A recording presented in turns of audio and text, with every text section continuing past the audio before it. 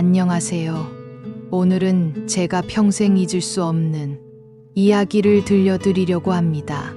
혹시 여러분 중에도 전쟁을 겪으신 분들이 계실 텐데요. 그 시절의 아픔과 상처, 그리고 잃어버린 가족에 대한 그리움을 아시는 분들이라면 더욱 공감하실 거라 생각합니다. 제 이름은 박숙자입니다. 지금까지 50년 넘게 봉사활동을 해왔어요. 왜 그렇게 오랫동안 봉사를 해왔는지 그 이유는 조금 이따가 말씀드릴게요. 얼마 전 정말 믿을 수 없는 일이 일어났습니다. 제가 봉사하고 있는 요양원에서 70년 전에 잃어버린 제 오빠를 다시 만나게 된 거예요. 여러분이 지금 놀라고 계신 것처럼 저도 그때 그 자리에서 세상이 멈춘 것 같았습니다. 어떻게 이런 일이 가능할까요? 그것도 오빠는 치매를 앓고 계셔서 저를 알아보기도 하고 잊어버리기도 하는 정말 복잡하고 기가 막힌 상황이었어요. 오늘은 그 이야기를 처음부터 끝까지 제가 직접 겪은 그대로 들려드리겠습니다. 혹시 중간에 마음이 아프시더라도 끝까지 들어주세요. 분명히 여러분 마음에도 작은 위로가 될 거라고 생각합니다. 그럼 이야기를 시작해 보겠습니다. 먼저 제가 왜 평생 봉사활동을 해왔는지부터 말씀드려야 할 것 같아요. 그 이유는 아주 오래전 제가 겨우 9살이었던 1950년으로 거슬러 올라갑니다. 그해 6월 전쟁이 시작되었을 때 저희 가족은 서울에 살고 있었어요. 아버지, 어머니, 8살 위인 큰언니, 6살 위인 큰오빠, 5살 위인 둘째 오빠 박영수, 그리고 저, 이렇게 6식구였습니다. 제 바로 위인 영수 오빠는 정말 든든한 존재였어요. 어린 제가 투정을 부려도 한 번도 화를 내지 않았고 항상 제가 무서워하면 손을 꼭 잡아주곤 했어요. 키도 저보다 훨씬 컸고 힘도 세서 동네에서 저를 괴롭히는 아이들이 있으면 앞장서서 막아주기도 했고요. 숙자야, 오빠가 있으니까 무서워하지 마. 그때 오빠가 자주 해주던 말이에요. 정말로 오빠가 있으면 세상에 무서운 게 없을 것 같았거든요. 오빠는 태어날 때부터 왼쪽 턱에 작은 흉터가 있었어요. 아주 어릴 때 넘어져서 생긴 거라고 어머니가 말씀해 주셨는데 웃을 때마다 그 흉터가 살짝 움푹 들어가 보였어요. 그런데 이상하게 그 흉터 때문에 오빠가 더 남자답고 멋있어 보였거든요. 그리고 오빠는 오른손 엄지손가락 끝마디가 다른 손가락보다 조금 짧았어요. 어릴 때 사고로 다쳤다고 했는데 그래서 오빠는 항상 왼손으로 젓가락을 잡고 글씨도 왼손으로 쓰곤 했어요. 그런데 전쟁이 나면서 모든 게 바뀌었습니다. 서울에서 더 이상 살 수 없게 되어서 피난을 떠나야 했어요. 어머니는 몸이 많이 아프셨고 아버지는 어머니를 돌보시느라 정신이 없으셨어요. 그래서 저와 오빠가 짐을 챙기기로 했는데 워낙 급하게 떠나다 보니 많은 걸 가져갈 수가 없었어요.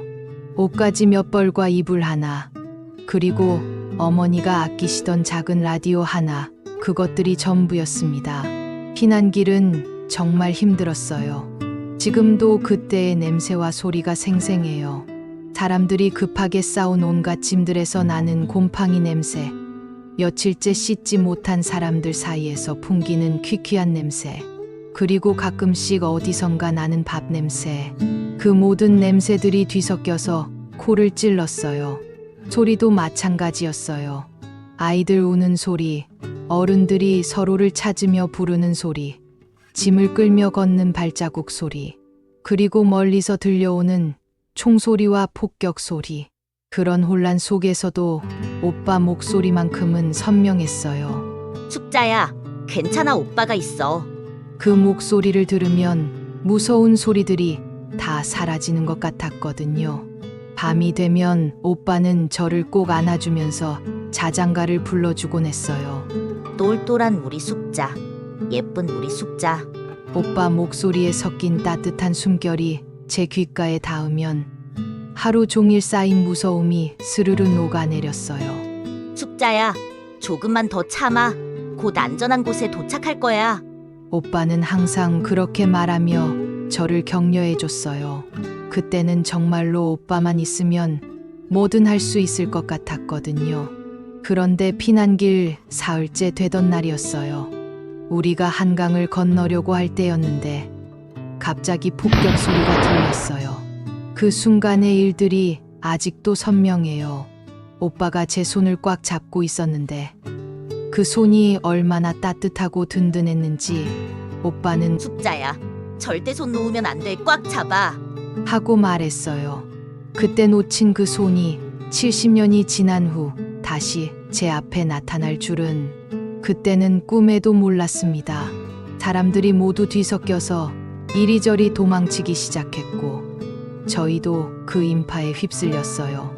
오빠는 한 손으로는 저를 꽉 잡고 다른 손으로는 어머니를 부축하려고 했어요. 그런데 사람들이 너무 많이 밀려와서 순간적으로 제가 발을 헛디딘 거예요. 넘어질 뻔한 순간 무서움에 정신없이 몸을 일으키려다가 그때 제가 오빠 손을 놓치고 말았어요. 아니, 사실은 무서워서 먼저 뿌리친 거였죠. 폭격 소리가 너무 무서워서 그냥 앞만 보고 달렸어요. 숙자야, 숙자야. 하고 오빠가 부르는 소리가 들렸지만 저는 뒤돌아보지 못하고 계속 달렸어요. 그리고 그게 오빠를 본 마지막이었어요. 오빠를 아무리 불러도 대답이 없었죠. 그날 밤 저는 혼자서 다리 밑에서 떨고 있었어요. 오빠가 어디 갔는지, 부모님은 또 어디 계신지 아무것도 알 수 없었어요. 그냥 무섭고 외롭고 오빠가 그리웠어요. 다음 날 아침이 되어서야 겨우 부모님과 만날 수 있었어요. 하지만 오빠는 끝내 나타나지 않았습니다. 부모님과 저는 며칠 동안 오빠를 찾아다녔어요. 피난민 수용소마다 가서 물어보고 실종자 명단도 뒤져봤지만 소식이 없었어요. 영수가 먼저 안전한 곳으로 갔을 거야. 곧 만날 수 있을 거야. 부모님은 그렇게 말씀하셨지만 저는 마음이 무거웠죠. 제가 오빠 손을 놓치지만 않았어도 함께 있었을 테니까요. 제가 먼저 달아났기 때문에 오빠가 사라진 거라고 생각했어요. 전쟁이 끝나고 서울로 돌아왔지만 오빠는 여전히 소식이 없었어요. 저희는 계속 오빠를 찾아다녔지만 아무런 단서도 찾을 수 없었습니다. 어머니는 아들을 잃은 상실감 때문에 더욱 건강이 나빠지셨고 아버지도 깊은 우울에 빠지셨어요. 그 모든 걸 보면서 저는 제가 얼마나 큰 죄를 지었는지 매일 뼈저리게 느꼈습니다. 만약 제가 오빠 손을 꽉 잡고 있었다면, 만약 제가 그렇게 무작정 달아나지 않았다면 오빠는 지금 저희와 함께 있었을 거예요. 그런 죄책감 때문에 저는 16살 때부터 봉사활동을 시작했어요. 처음에는 고아원에서 아이들을 돌보는 일부터 시작했어요. 이렇게 해서라도 오빠에 대한 저의 무거운 마음을 속죄받고 싶었어요. 어머니가 돌아가시기 전에 저한테 이런 말씀을 하셨어요. 숙자야, 너무 자책하지 마라. 영수도 어디선가 잘 살고 있을 거야. 내가 착하게 살면서 다른 사람들을 도우며 산다면 영수도 기뻐할 거야. 어머니의 그 말씀이 제게는 평생의 지침이 되었어요. 그래서 저는 결혼을 하고 아이들을 키우면서도 봉사활동을 멈추지 않았어요. 처음에는 고아원, 그 다음에는 양로원, 그리고 병원에서 환자들을 돌보는 일, 정말 여러 곳에서 봉사를 했어요. 그렇게 50년이 넘는 세월이 흘렀습니다. 세월이 지나면서 오빠에 대한 기억도 점점 흐려졌죠. 가끔 꿈에서 오빠를 만나기도 했지만 깨고 나면 얼굴도 정확하게 기억나지 않았어요. 그저 따뜻했던 오빠의 손길과 무서워하지 말라고 말해주던 목소리, 그리고 왼쪽 턱에 작은 흉터만 남아있을 뿐이었어요. 그렇게 저는 30살에 결혼을 했고 두 아이를 낳아 키웠습니다. 남편도 제 봉사활동을 이해해주고 응원해줬어요. 아이들도 커가면서 엄마가 왜 이렇게 봉사를 열심히 하는지 알게 되었고요. 하지만 마음 한편으로는 항상 오빠에 대한 그리움과 죄책감이 자리 잡고 있었어요. 특히 제 아이들이 오빠와 비슷한 나이가 되었을 때는 정말 마음이 아팠답니다. 오빠는 지금 어디서 뭘 하고 있을까? 혹시 살아계시다면 가족이 있을까?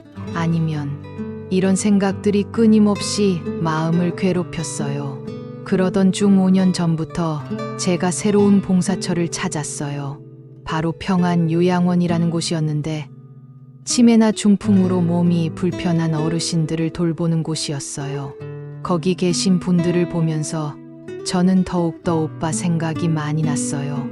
오빠도 만약 살아계시다면 이제 85, 혹시 어딘가에서 치매나 중풍으로 고생하고 계시지는 않을까 하는 걱정이 들었거든요. 그래서 더욱 정성을 다해서 어르신들을 돌봤어요. 마치 제 오빠를 돌보는 것처럼요. 밥도 떠드려주고 몸도 씻겨드리고 산책도 시켜드리고 특히 제가 맡은 어르신들 중에 가족이 없거나 가족들이 찾아오지 않는 분들이 계시면 더욱 신경을 썼어요. 혹시 오빠도 어디선가 그렇게 혼자 외롭게 지내고 있지는 않을까 하는 생각 때문이었어요. 그렇게 평안요양원에서 봉사한 지 5년째 되던 지난 봄이었어요. 새로 입원하신 분이 계신다고 해서 간병을 도와달라는 부탁을 받았어요. 그분은 89살의 남성분이었는데 중증 치매를 앓고 계셨어요. 성함은 김영철이라고 하셨고 서울 출신이라고 했어요. 보호자는 아들 한 분뿐이셨는데 그 아들분도 바쁘셔서 자주 오시지는 못한다고 했어요. 처음 그 어르신을 만났을 때의 기분을 어떻게 설명해야 할까요? 뭔가 묘하게 친숙한 느낌이었어요. 물론 치매 때문에 많이 야위시기는 했지만 눈매나 이마의 주름, 손의 모양 같은 게 왠지 낯이 걷거든요. 특히 그 어르신의 오른손을 보는 순간 깜짝 놀랐어요. 오른손 엄지손가락 끝마디가 다른 손가락보다 확연히 짧았거든요. 마치 제 오빠의 손 같았어요. 하지만 그때는 그냥 세상에 비슷한 사람들이 많구나 하고 생각했어요. 게다가 성도 다르고 나이도 제가 기억하는 것보다 많아 보이기도 했고요. 그런데 그 어르신을 돌보기 시작하면서 점점 이상한 점들을 발견하게 되었어요. 물론 그때는 몰랐죠. 제가 평생 찾아 헤매던 그 사람이 바로 제 눈앞에 있다는 사실을. 운명이란 참 신기한 거였어요. 첫째는 그 어르신이 가끔씩 숙자라는 이름을 부르신다는 거였어요.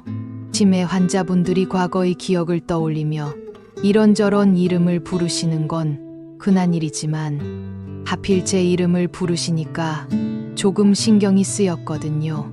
둘째는 그 어르신이 라디오 소리에 유난히 민감하게 반응하신다는 거였어요.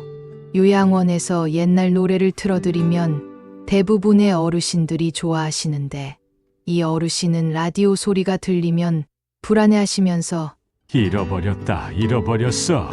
하고 중얼거리셨어요. 셋째는 그 어르신이 자주 동생을 찾아야 해. 라는 말씀을 하신다는 거였어요. 숙자를 찾아야 해. 다리를 건너서 숙자를 찾아야 해. 이런 식으로 말이에요. 넷째는 그 어르신이 왼손으로만 모든 걸 하신다는 거였어요. 밥을 드실 때도 뭔가를 집으실 때도 항상 왼손만 사용하셨어요. 오른손은 거의 사용하지 않으시는 것 같았어요. 처음에는 그냥 치매 증상에 하나려니 하고 넘어갔는데 점점 신경이 쓰이기 시작했어요. 왜냐하면 그 모든 게 제가 오빠와 마지막으로 헤어졌던 상황, 그리고 오빠의 특징들과 너무 비슷했거든요. 하지만 그래도 설마라는 생각이 더 컸어요. 세상에 그런 일이 어떻게 일어날 수 있겠어요?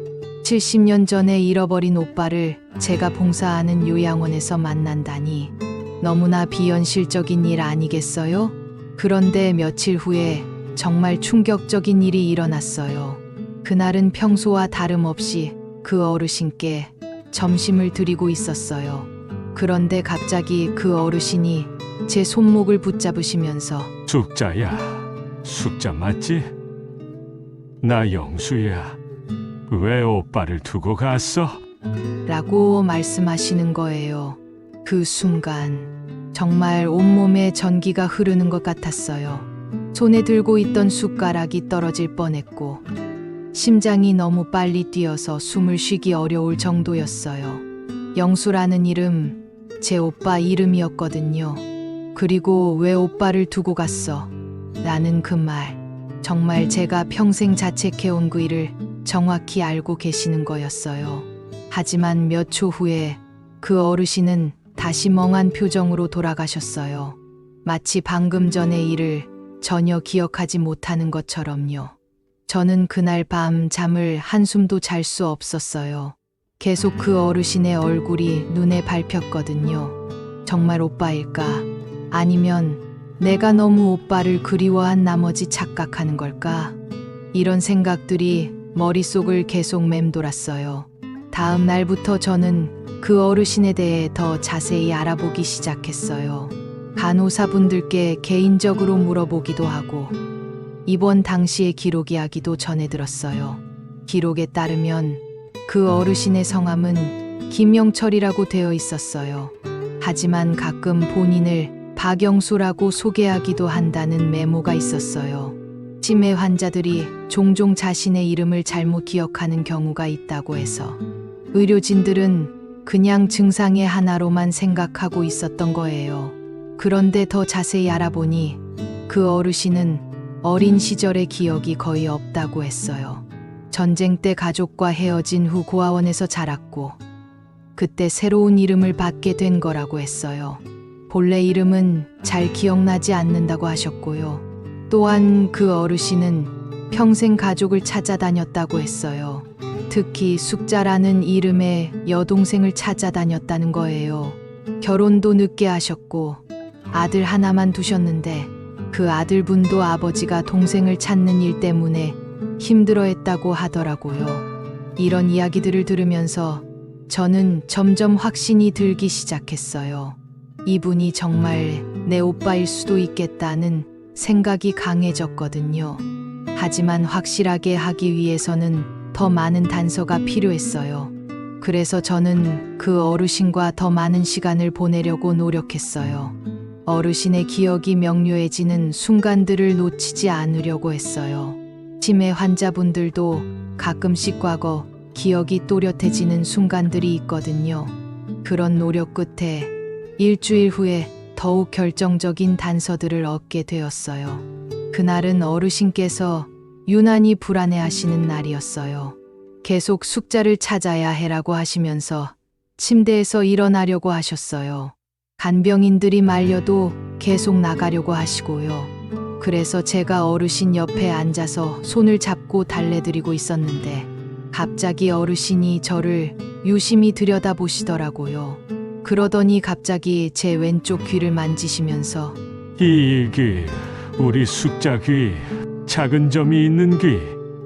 라고 말씀하시는 거예요. 저는 깜짝 놀랐어요. 제 왼쪽 귀 뒤쪽에는 작은 점이 하나 있거든요. 태어날 때부터 있었던 점인데 머리카락에 가려져서 평소에는 잘 보이지 않아요. 하지만 오빠는 어릴 때 그 점을 보고 숙자만의 특별한 표시라고 하며 자주 만져주곤 했거든요. 그런데 이 어르신이 그 점을 정확히 기억하고 있다는 건 그때 어르신이 계속해서 오빠가 숙자 귀 만져주면 숙자가 좋아했는데. 라고 말씀하셨어요. 맞았어요. 정말 맞았어요. 제가 어릴 때 무서운 일이 있거나 슬픈 일이 있으면 오빠가 제 왼쪽 귀 뒤에 점을 살짝 만져주면서 달래주곤 했거든요. 그러면 신기하게 마음이 편해졌어요. 그리고 그 순간 어르신이 웃으시는데 그 웃음을 보는 순간 저는 완전히 확신했어요. 왼쪽 턱에 작은 흉터가 선명하게 보였거든요. 웃을 때마다 살짝 움푹 들어가는 제가 70년 동안 잊지 못했던 바로 그 흉터였어요. 세상에, 우리 오빠예요. 저도 모르게 그렇게 소리쳤어요. 그러자 어르신이 잠깐 저를 또렷하게 바라보시더니 숙자야, 오빠가 늦었지? 미안해. 숙자 많이 기다렸지? 그 순간 저는 70년 동안 쌓여있던 모든 감정이 한꺼번에 터져 나왔어요. 기쁨, 슬픔, 그리움, 죄책감. 모든 게 뒤섞여서 눈물이 쏟아졌어요. 하지만 또다시 어르신은 멍한 표정으로 돌아가셨어요. 마치 방금 전의 기억이 다시 사라진 것처럼요. 그날 저는 집에 가서 오래된 사진첩을 꺼냈어요. 전쟁 전에 찍었던 가족 사진이 한 장 있었거든요. 그릿하긴 했지만 6 식구가 함께 있는 유일한 사진이었어요. 그 사진을 보는 순간 70년 전 그날의 감정이 그대로 되살아났어요. 영수 오빠가 저를 마지막으로 바라봤던 그 눈빛이 떠올랐어요. 제가 뒤돌아본 순간 오빠는 인파에 휩쓸려 가면서도 저를 향해 손을 뻗고 있었어요. 그 절망적인 표정, 저를 놓치지 않으려고 애쓰던 그 간절한 손짓. 그리고 그때 오빠가 마지막으로 외쳤던 말이 귓가에 맴돌았어요.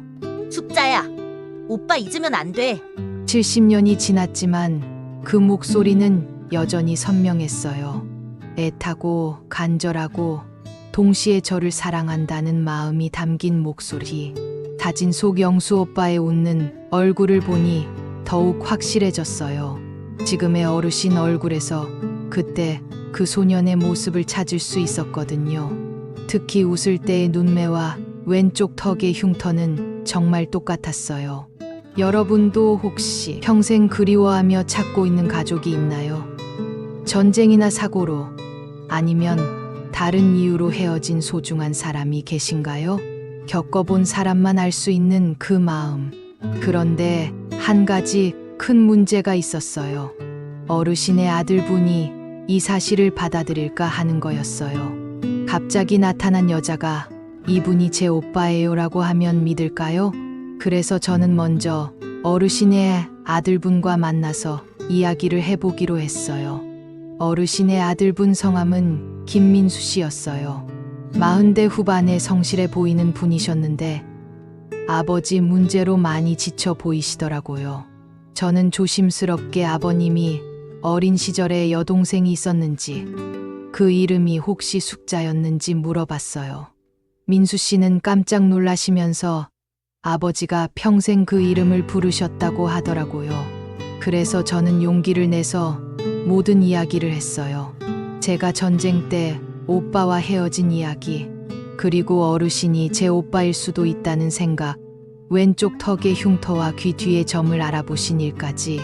하지만 민수 씨의 반응은 저에게 상당히 실망스러웠어요. 갑자기 나타난 낯선 사람이 자기 아버지의 잃어버린 가족이라고 하니 당연히 의심스러워 하시더라고요. 심지어 제가 뭔가 얻으려고 하는 건 아니냐는 말씀까지 하셨어요. 그 말을 듣는 순간 정말 마음이 아팠지만 민수 씨 입장에서는 당연한 반응이었죠. 저는 집에서 가져온 70년 전 가족 사진을 보여드렸어요. 흐릿하긴 하지만 저와 오빠가 함께 찍힌 유일한 사진이었거든요. 민수 씨는 아버지께 보여드려 보겠다고 하시면서도 너무 기대는 하지 말라고 하셨어요. 며칠 후 민수 씨에게서 연락이 왔어요. 목소리가 많이 놀란 것 같았어요. 아버지가 그 사진을 보시고는 갑자기 울기 시작하시면서 숙자야, 숙자야 하고 부르셨다는 거예요. 그리고 오빠가 미안해라는 말씀도 하셨다고 했어요. 하지만 민수 씨는 여전히 반신반의하시더라고요. 치매 환자들이 종종 착각하기도 한다면서요. 그래서 저는 제안했어요. 제가 며칠 더 아버님을 돌봐드릴 테니 그 모습을 지켜보시고 판단해달라고요. 정말 가족이라면 제가 아버님을 대하는 모습에서 느끼실 수 있을 거라고 했어요. 그 다음 일주일 동안 민수 씨는 매일 요양원에 오셔서 제가 아버님을 돌보는 모습을 지켜보셨어요. 제가 어르신의 밥을 떠드려 드리고 손을 잡고 산책을 시켜드리고 불안해하실 때 자장가를 불러드리는 모습을, 특히 어느 날 어르신이 심하게 불안해하시면서 숙자를 찾아야 해라고 계속 말씀하실 때였어요. 저는 어르신 손을 꼭 잡고 괜찮아요. 숙자가 여기 있어요. 오빠 곁에 있어요. 라고 말씀드렸어요. 그러자 어르신이 점점 안정을 찾으시더라고요. 그 모습을 본 민수 씨의 표정이 확연히 달라지는 걸 저는 느낄 수 있었어요. 그날 저녁 민수 씨가 저에게 말씀하시더라고요. 아버지가 제 곁에 계실 때가 제일 편안해 보인다고. 그리고 제가 아버지를 대하는 모습이 정말 가족 같다고 하시면서요. 아버지가 평생 동생을 찾아 헤매셨는데 이제야 진짜 만나신 것 같다며 잊지 않고 계셔 주셔서 감사하다고 하셨어요. 그렇게 해서 민수 씨와 저는 어르신을 함께 돌보기로 했어요. 물론 법적으로는 아무것도 확인할 수 없는 일이었지만 마음으로는 가족이 된 거죠. 그로부터 한 달 정도가 지났을 때였어요. 어느 날 밤 요양원에서 연락이 왔어요. 어르신 상태가 갑자기 안 좋아져서 가족들이 와야 할 것 같다는 연락이었어요. 저는 급하게 요양원으로 달려갔어요. 민수 씨도 이미 와 계셨고요. 어르신은 침대에 누워 계셨는데 평소보다 많이 약해 보이셨어요. 그런데 그날 밤은 정말 특별했어요. 밖에는 비가 내리고 있었고 요양원 라디오에서는 옛날 노래가 흘러나오고 있었어요. 오빠가 저를 또렷하게 바라보시더니 숙자라고, 정말 숙자라고, 오빠가 이제야 찾았다고 말씀하셨어요. 저는 깜짝 놀랐어요. 어르신이 이렇게 맑은 정신으로 저를 알아보신 건 처음이었거든요. 제가 정말 오빠냐고 기억하시냐고 물어보니 오빠는 그럼 어떻게 우리 숙자를 못 알아보겠냐고, 많이 늙긴 했지만 그래도 우리 숙자 맞다고 하시면서 제 손을 꼭 잡으셨어요. 오빠가 미안하다고, 그날 숙자 손을 놓쳐서 미안하다고, 오빠가 더 꼭 잡고 있었어야 했는데 하고 말씀하시니까 저는 아니라고, 제가 먼저 달아났다고, 제가 오빠 손을 놓쳤다고, 70년 동안 그 일로 자책하며 살았다고 대답했어요. 그러자 오빠가 아니야, 숙자야. 그때 넌 9살밖에 안 됐잖아. 무서워서 당연히 도망갈 수 있지. 오빠가 더 조심했어야 했어 하시더라고요. 그렇게 오빠와 저는 70년 만에 진짜 대화를 나눴어요. 오빠는 전쟁 후에 어떻게 살았는지, 저를 얼마나 찾아다녔는지 이야기해 주셨어요. 고아원에서 자라면서도 매일 제 생각만 했다고, 언젠가는 꼭 만날 거라고 믿었다고 하시더라고요. 결혼하고 아들을 낳고 살면서도 늘 저를 찾아다녔다고 했어요. 저도 평생 봉사활동을 한 것이 오빠 때문이었다고, 오빠 대신이라도 다른 사람들을 도와야겠다고 생각했다고 말씀드렸어요. 그러자 오빠가 우리 숙자 착하게 살았다고, 오빠가 자랑스럽다고 하시면서 어릴 때처럼 제 머리를 쓰다듬어 주셨어요. 오빠가 어릴 때 자신이 불러주던 자장가를 기억하냐고 하시더니 정말 어릴 때 불러주시던 자장가를 불러주시는 거예요. 똘똘한 우리 숙자, 예쁜 우리 숙자, 오빠가 항상 지켜줄게. 하고 말이에요. 그 순간 저는 정말 9살 어린아이로 돌아간 것 같았어요. 70년이라는 세월이 한순간에 사라지고 오빠 품에 안긴 그 어린 시절로 돌아간 것 같았어요. 그날 밤 저희는 정말 많은 이야기를 했어요. 어릴 때 추억도 나누고 서로가 어떻게 살아왔는지도 이야기하고, 민수 씨도 옆에서 그런 아버지 모습을 처음 보신다며 눈물을 흘리셨어요. 오빠가 이제야 마음이 놓이는구나. 평생 찾던 숙자를 만났으니까 이제 마음이 정말 편안해. 저는 이제 헤어지면 안 된다고, 제가 계속 옆에 있겠다고 했어요. 그러자 오빠가 고맙다고, 하지만 오빠 나이가 많다고, 언젠가는 가야 한다고, 그래도 우리가 다시 만났으니까 오빠는 이제 무서운 게 없다고 하시더라고요. 그렇게 오빠와 저는 밤새도록 이야기를 나눴어요. 70년 동안 못다한 이야기들을 모두 나누는 것처럼 말이에요. 하지만 아침이 되자 또다시 기적은 끝났어요. 해가 뜨면서 오빠는 다시 예전의 모습으로 돌아가셨어요. 멍한 눈빛으로 저를 바라보시면서 제가 누구인지 전혀 기억하지 못하시는 것 같았어요. 제가 오빠냐고 저라고 숙자라고 어젯밤 기억하시냐고 물어봤지만 오빠는 고개만 갸우뚱하실 뿐 아무런 반응이 없으셨어요. 마치 어젯밤의 모든 일이 꿈이었던 것처럼요. 처음에는 너무 실망스럽고 슬펐어요. 왜 하룻밤만이었을까? 왜 계속 기억하지 못하실까? 하는 원망도 들었고요. 하지만 민수 씨가 저에게 위로의 말씀을 해주셨어요. 어젯밤 아버지 모습을 보니 태어나서 아버지가 그렇게 행복해 하시는 걸 처음 봤다고, 평생 찾아 헤매던 동생을 만나서 정말 행복해 하시더라고 하셨어요. 그리고 비록 기억하지 못하셔도 제가 곁에 계시는 것만으로도 아버지는 외롭지 않으실 거라고 하시더라고요. 민수 씨의 말을 듣고 저는 깨달았어요. 중요한 건 오빠가 저를 기억하느냐가 아니라 제가 오빠 곁에 있느냐였다는 것을. 그날부터 저는 더욱 열심히 오빠를 돌봤어요. 매일 요양원에 가서 오빠와 시간을 보냈어요. 비록 오빠는 저를 기억하지 못하셨지만 저는 오빠를 70년 만에 다시 만난 그 기쁨을 가슴에 안고 살았어요. 가끔씩 오빠가 숙자라는 이름을 부르시면 저는 네, 여기 있다고 대답해드렸어요. 오빠가 동생을 찾아야 한다고 하시면 괜찮다고, 동생이 여기 있다고 말씀드렸어요. 그러면 오빠는 비록 저를 완전히 기억하지는 못하셔도 왠지 안심하시는 것 같았어요. 마치 무의식 중에 제가 옆에 있다는 걸 느끼시는 것 같았어요. 그렇게 오빠와 보낸 6개월, 정말 소중한 시간들이었어요. 하나하나 기억에 남는 순간들이 있었거든요. 첫 번째 달에는 오빠가 유난히 불안해하시는 날들이 많았어요. 특히 비가 오는 날이면 더욱 심해지셨죠. 그럴 때마다 저는 오빠 옆에 앉아서 손을 잡아드렸어요. 그러면 신기하게도 오빠가 점점 진정되시더라고요.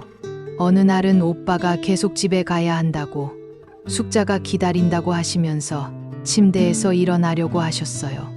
간병인 분들이 말려도 듣지 않으시더라고요. 그래서 제가 오빠라고 부르며 숙자는 여기 있다고, 괜찮다고 말씀드리니 오빠가 저를 한참 바라보시더니 그래, 숙자가 여기 있다고 하고 다시 누우시더라고요. 두 번째 달에는 조금 특별한 일이 있었어요. 요양원에서 어르신들을 위한 작은 음악회를 열었는데 그 옛날 유행했던 노래들을 들려주는 행사였어요. 다른 어르신들은 모두 좋아하셨는데 유독 오빠만 불안해하시더라고요. 그런데 갑자기 고향의 봄이라는 노래가 나오는 순간 오빠가 작은 목소리로 따라 부르기 시작하시는 거예요. 목소리가 너무 애틋하고 슬퍼서 저도 모르게 눈물이 났어요. 노래가 끝나고 오빠가 저를 보시더니 숙자도 이 노래 좋아했다고 말씀하시는 거예요. 비록 저를 완전히 기억하지는 못하셨지만 그 순간만큼은 뭔가 느끼고 계시는 것 같았어요. 세 번째 달에는 민수 씨와 함께 오빠를 모시고 요양원 정원에서 산책을 자주 했어요. 날씨가 좋은 날이면 휠체어에 오빠를 모시고 나가서 벤치에 앉아 있곤 했죠. 어느 날 정원에 핀 코스모스를 보시더니 오빠가 갑자기 숙자가 꽃을 좋아했다고, 특히 이런 작은 꽃들을 좋아했다고 말씀하시더라고요. 정말 신기했어요. 제가 어릴 때 정말로 코스모스를 좋아했거든요. 오빠가 그걸 기억하고 계셨다니 그날 저는 코스모스 한 송이를 따서 오빠 손에 쥐어드렸어요. 오빠는 그 꽃을 한참 바라보시더니 환하게 웃으셨어요. 그 웃음이 정말 어릴 때 그 오빠의 웃음과 똑같았어요. 네 번째 달에는 좀 힘든 일도 있었어요. 오빠의 치매가 조금 더 진행되면서 가끔 저를 다른 사람으로 착각하시는 일이 생겼거든요. 어떤 날은 저를 어머니라고 부르시기도 하고 어떤 날은 전혀 모르는 사람 취급을 하시기도 했어요. 특히 기억에 남는 날이 있어요. 제가 평소처럼 오빠께 저녁을 드리고 있는데 갑자기 오빠가 저를 밀치시면서 당신 누구냐고 왜 여기 있냐고 하시는 거예요. 그때는 정말 마음이 아팠어요. 하지만 포기할 수는 없었죠. 저는 조용히 물러나서 복도에서 기다렸다가 오빠가 진정되신 후에 다시 들어갔어요. 그랬더니 오빠가 저를 보시더니 미안하다고 누구인지는 모르겠지만 왠지 친근하다고 말씀하시더라고요. 다섯 번째 달에는 정말 기쁜 일이 있었어요. 민수 씨가 아내분과 손자를 데리고 오신 거예요. 4살배기 손자가 증조할아버지를 만나러 온 거였죠. 처음에는 오빠가 아이를 무서워하실까봐 걱정했는데 의외로 아이를 보시자마자 환하게 웃으시더라고요. 이 아이 누구냐고 참 예쁘다고 하시면서 손자의 머리를 쓰다듬어 주시는 거예요. 그 아이도 증조할아버지를 무서워하지 않고 가까이 가서 할아버지, 안녕하세요. 하고 인사를 하더라고요. 오빠는 정말 기뻐하시면서 착한 아이라고 누구 닮아서 이렇게 예쁘냐고 하셨어요. 그날 오빠는 유난히 맑은 표정이셨어요. 손자와 함께 있는 시간 동안은 치매 증상도 거의 나타나지 않으셨고요. 가족이라는 게 정말 신기한 것 같았어요. 기억은 없어도 혈육의 정은 남아있는 것 같았거든요. 6번째 달, 마지막 달이 가장 힘들었어요. 오빠의 상태가 눈에 띄게 나빠지셨거든요. 말씀도 거의 하지 않으시고 대부분의 시간을 주무시며 보내셨어요. 하지만 저는 포기하지 않았어요. 매일 오빠 곁에 앉아서 어릴 때 이야기를 들려드렸어요. 오빠와 함께 놀았던 추억들, 오빠가 저를 돌봐주셨던 일들을 말이에요. 오빠 기억하시냐고 제가 7살 때 무릎을 다쳤을 때 오빠가 업고 뛰어가셨던 것을, 그때 오빠 등이 얼마나 따뜻했는지를 이런 식으로 매일 다른 이야기를 들려드렸어요. 오빠는 대답은 안 하셨지만 가끔 제 목소리에 고개를 돌리시곤 했어요. 듣고 계시는 것 같았어요. 그리고 매일 자장가도 불러드렸어요. 오빠가 어릴 때 저에게 불러주셨던 그 자장가를요. 똘똘한 우리 숙자, 예쁜 우리 숙자라고 말이에요. 제가 부르면 오빠 표정이 조금씩 부드러워지시는 것 같았어요. 어느 날은 정말 신기한 일이 있었어요. 제가 자장가를 부르고 있는데 갑자기 오빠가 작은 목소리로 따라 부르시는 거예요. 가사는 정확하지 않으셨지만 멜로디는 맞았어요. 그 순간 저는 정말 가슴이 벅찼어요. 민수 씨도 자주 오셔서 아버지와 시간을 보내셨어요. 그리고 저에게 계속 고마움을 표하셨죠. 고모님이 아니었다면 아버지가 이렇게 평안하게 지내지 못하셨을 거예요. 라고 하시면서요. 그렇게 보낸 6개월. 오빠의 치매는 점점 심해지셨지만 저는 매일 오빠 곁에 있었어요. 그리고 그 시간들이 제게는 정말 소중했어요. 70년 만에 다시 만난 오빠와 함께 보낸 마지막 시간들이었으니까요. 그런데 어느 날 의사 선생님이 말씀하시길 오빠의 상태가 많이 안 좋아지셨다고 하더라고요. 아마 얼마 남지 않으셨을 거라고. 그 말을 듣고 저는 더욱 오빠 곁을 지켰어요. 하루라도, 한순간이라도 더 오빠와 함께 있고 싶었거든요. 그리고 일주일 뒤, 오빠는 돌아가셨어요. 마지막까지 저는 오빠 손을 잡고 있었어요. 오빠는 비록 저를 알아보지는 못하셨지만 제가 손을 잡아드리니까 편안해 하시는 것 같았어요. 오빠가 마지막 숨을 거두시기 직전에 아주 작은 목소리로 숙자야. 라고 말씀하신 것 같았어요. 그게 오빠가 저에게 하신 마지막 말씀이었어요. 오빠 장례식에는 민수 씨와 제가 그리고 요양원 직원분들이 참석해 주셨어요. 큰 장례식은 아니었지만 오빠를 사랑하는 사람들이 함께 오빠를 떠나보냈어요. 민수 씨는 저를 계속 고모라고 부르시면서 앞으로도 가족으로 지내자고 하셨어요. 정말 고마운 일이었어요. 오빠가 돌아가신 후에도 저는 계속 요양원에서 봉사활동을 하고 있어요. 이제는 다른 어르신들을 돌보면서 오빠에 대한 그리움을 달래고 있어요. 가끔씩 오빠와 함께했던 그날 밤을 생각해요. 70년 만에 다시 만나서 나눈 그 대화, 오빠가 불러주신 자장가, 그리고 오빠가 자랑스럽다고 하신 그 말씀. 비록 오빠는 하룻밤만 저를 기억해 주셨지만 그 하룻밤이 제게는 평생의 보물이 되었어요. 여러분, 가족이란 참 소중한 거예요. 당연하게 여기지 마시고 지금 옆에 계신 가족들을 더 사랑해 주세요. 그리고 혹시 가족 중에 치매나 다른 병으로 고생하시는 분이 계시다면 절대 포기하지 마세요. 비록 기억하지 못하셔도 여러분이 곁에 있다는 것만으로도 큰 위로가 되실 거예요. 저처럼 말이에요. 돌이켜보면 제 이야기는 전쟁의 상처를 평생에 걸쳐 개인의 삶으로 극복하려 한 세대의 이야기이기도 해요. 우리 세대가 겪었던 아픔과 상실, 그리고 그것을 이겨내려는 의지, 그 모든 것이 지금의 젊은 세대에게도 작은 교훈이 되었으면 좋겠어요. 어떤 상처든 사랑과 희망으로 치유할 수 있다는 것을요.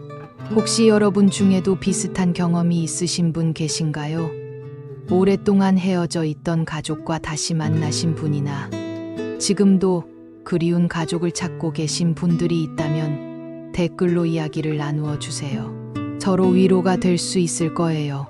오빠는 비록 세상을 떠나셨지만 제 마음속에는 영원히 살아계실 거예요.